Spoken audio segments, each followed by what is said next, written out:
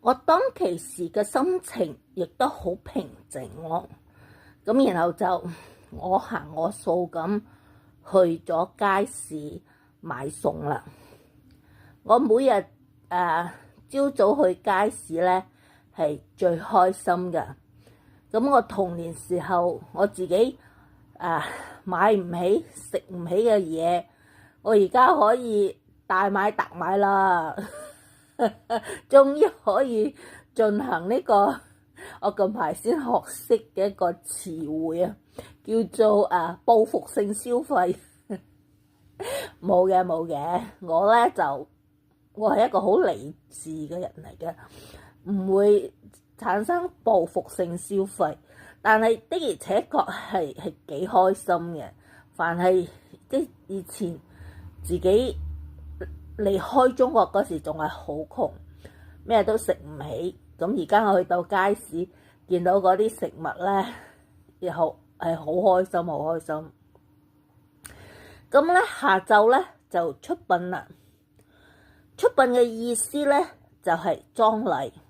我諗佢哋都準備咗好耐㗎啦。我諗如果個老人家佢係喺床上瞓咗幾年嘅話，佢哋一早已經計劃好晒點樣做㗎啦。所以咧就當日嗰個老人家過咗身，亦都係當日下晝咧就出殯。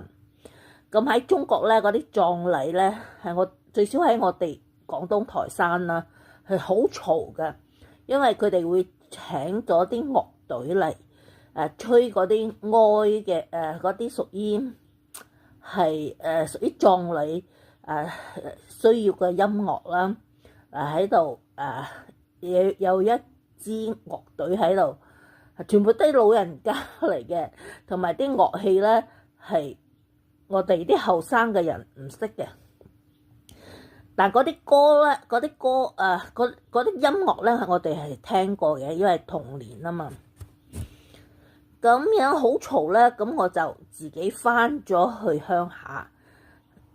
我已經喺鄉下啦，我仲有鄉下係我自己係冇喺自己嘅出生地廣海嗰度住嘅，我冇同啲親戚住埋一齊嘅，我自己係離開佢哋40公里喺台城呢個地方租咗一個單位嘅。